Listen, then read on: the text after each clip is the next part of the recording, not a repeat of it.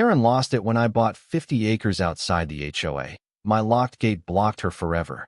The first time I saw Karen, she was standing on the curb with her hands on her hips, the universal stance of a suburban dictator preparing to ruin someone's day. I had just finished signing the final paperwork for the 50-acre plot outside the HOA's jurisdiction.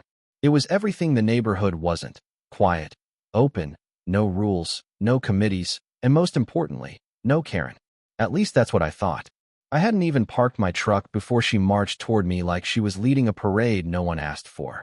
Her blonde bob was stiff with hairspray, her lips pursed into a thin, disapproving line, and her voice carried that high, tight tone people get when they've spent too many years enforcing meaningless rules. "Excuse me," she said, tapping on my truck window. I cracked it open. "Yes." "You can't park here," she said. I glanced at the wide, empty, public street. "Pretty sure I can." She inhaled sharply. "Not without an HOA-issued parking permit." "And who are you, anyway? I've never seen you here before." I smiled. "Oh, don't worry. You won't see me much. I'm not part of the HOA." Her eyes narrowed. "What do you mean you're not part of the HOA? Everyone in this neighborhood is part of the HOA." I leaned an elbow on the window. "I bought the land past the creek. The 50-acre plot behind the woods." Karen blinked. You bought that?" "Yep." Her eyebrows shot up so high they practically touched her hairline. "But that land isn't under our HOA." "I know." The pinched look on her face deepened like she'd bitten into a lemon. "Why would anyone want to live outside the HOA?" she demanded. I shrugged. "I like peace and quiet. And freedom." Karen sucked in a long breath through her nose. "Well, I'm the HOA president," she announced proudly, "and we take the appearance of the neighborhood very seriously. Having someone living back there, unsupervised, could affect our property values." I stared at her. "I don't live here." "That doesn't matter." "It kind of does." Karen's jaw flexed. "Well," she said sharply, "I'll be keeping an eye on things." I gave her a thumbs up. "You do that." That was the day the war started.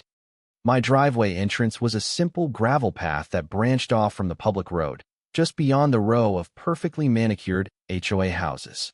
The first week, everything was fine. The second week, I found a warning notice taped to my mailbox. "Non-compliant mailbox structure, HOA violation notice." I called the number printed at the bottom. "HOA office," a bored voice answered. "Yeah," I said. "You guys left a violation notice on my mailbox." "What's the address?" I gave it. There was a pause. "Oh, this isn't in our system. I'm not part of the HOA." "Then why did you call us?" "Because you left a violation notice on my mailbox." Another pause. "We can't issue violations for non-members." "I know." Click. I drove to Karen's house. She was outside trimming an already perfectly shaped bush. I held up the notice. "Want to explain this?" Karen didn't look up. "I'm sure it was a mistake." "A mistake taped onto my property?" She sniffed. "Well, your mailbox sits close enough to the neighborhood that it affects the aesthetic consistency of the street. It's only fair we try to keep things uniform. But you don't have the authority to do that." "I have the authority to preserve our community," she said. I took a long breath. "Karen, I'm not part of your HOA. You border the HOA. That counts." "No, it doesn't." She turned back to her bush. "It should." That's when I realized something. Karen wasn't upset about my mailbox. She was upset that she couldn't control me. A month later, things escalated. I woke up to find a group of HOA board members standing at the entrance of my driveway, clipboards in hand. Karen was front and center. "We're conducting a property inspection," she announced. "No, you're not," I replied. "This is standard procedure," she said, trying to push past me. I stepped in front of her. "You don't have jurisdiction here." "The community voted," she snapped.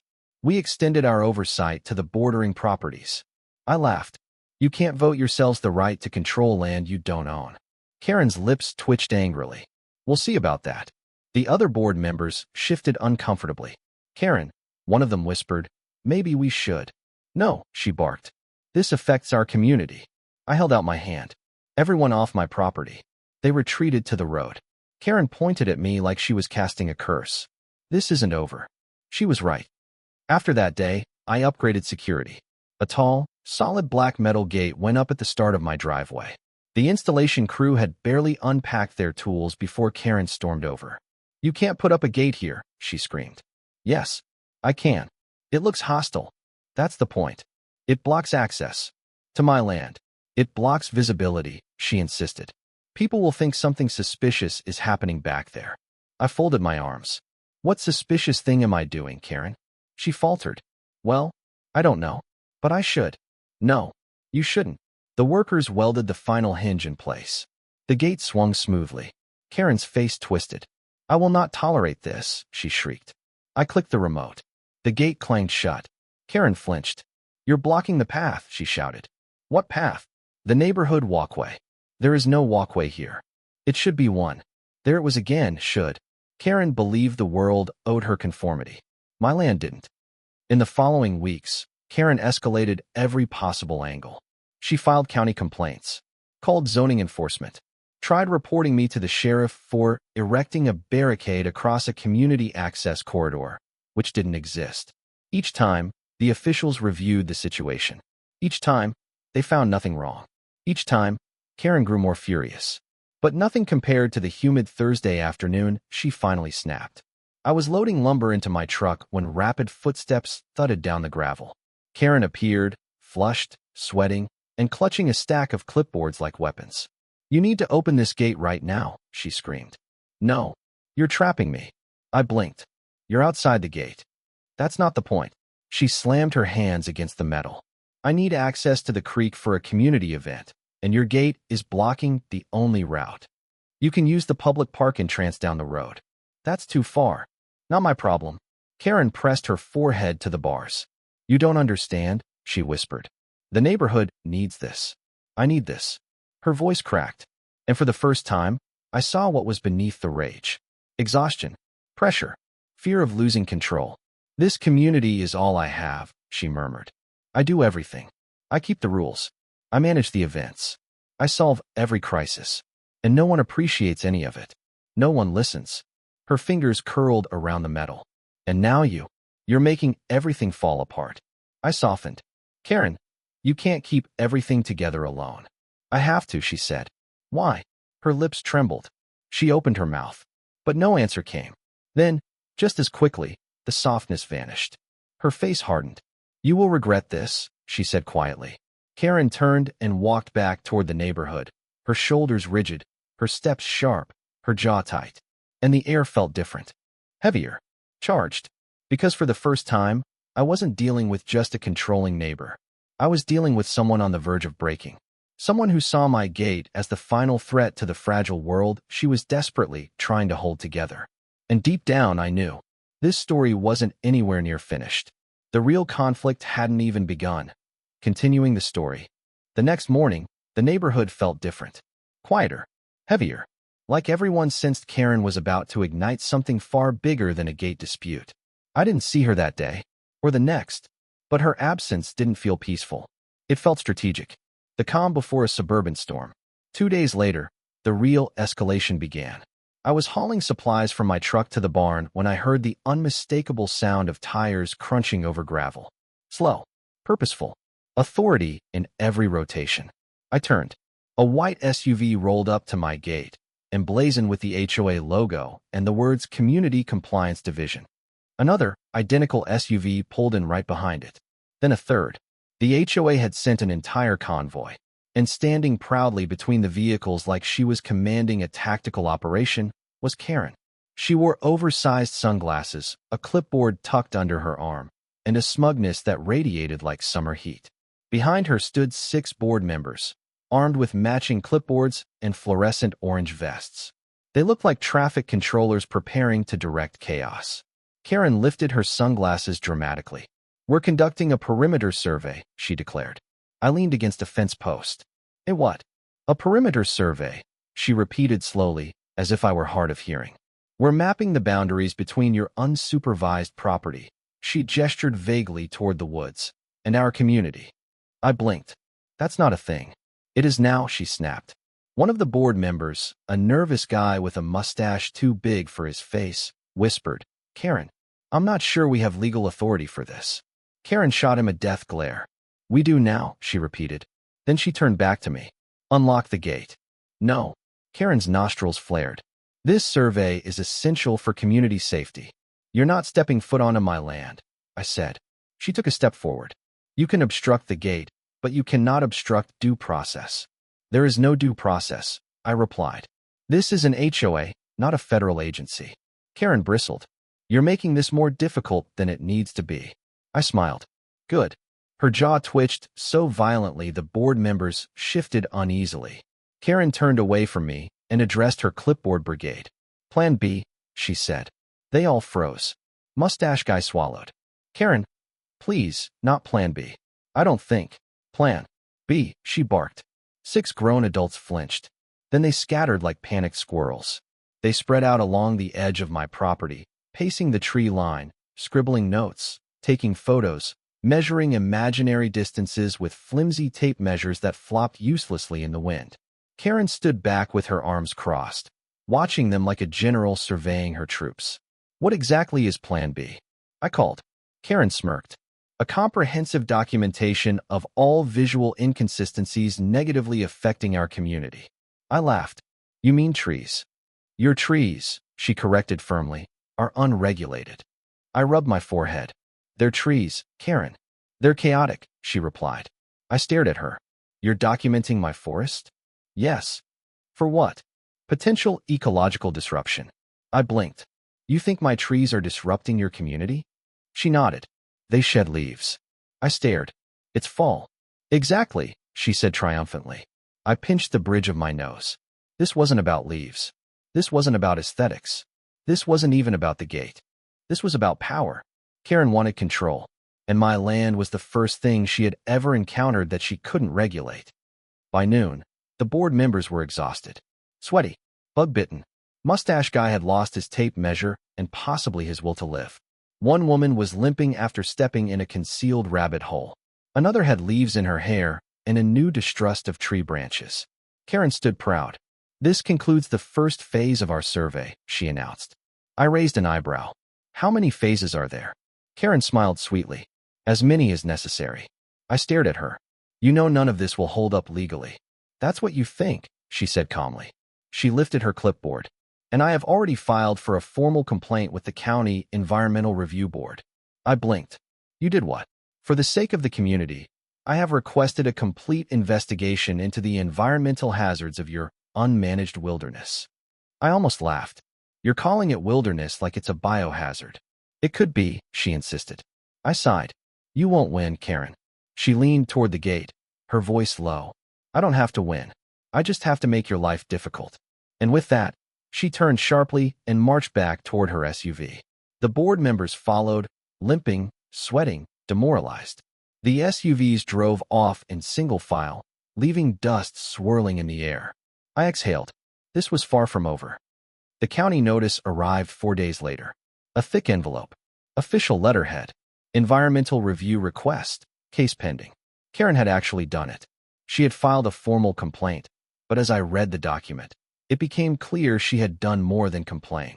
She had accused me of illegal land modification, unauthorized waterway redirection, potential hazardous dumping, illegal construction without permits, and, my personal favorite, malicious obstruction of community access. I stared at the list.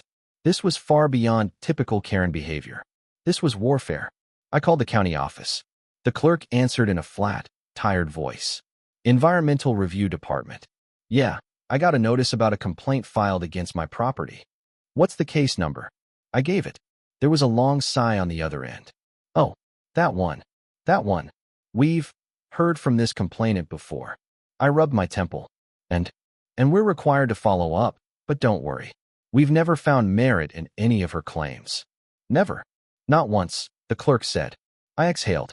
So what do I need to do? Nothing for now, she replied. We'll schedule an inspector. Just be available. I thanked her and hung up. For a moment, I felt relieved. But only for a moment. Because I knew exactly what was coming next. Karen wasn't going to wait patiently for the county inspector. She would escalate. She would scheme. And she would make sure the entire neighborhood saw me as the villain in her drama. It didn't take long.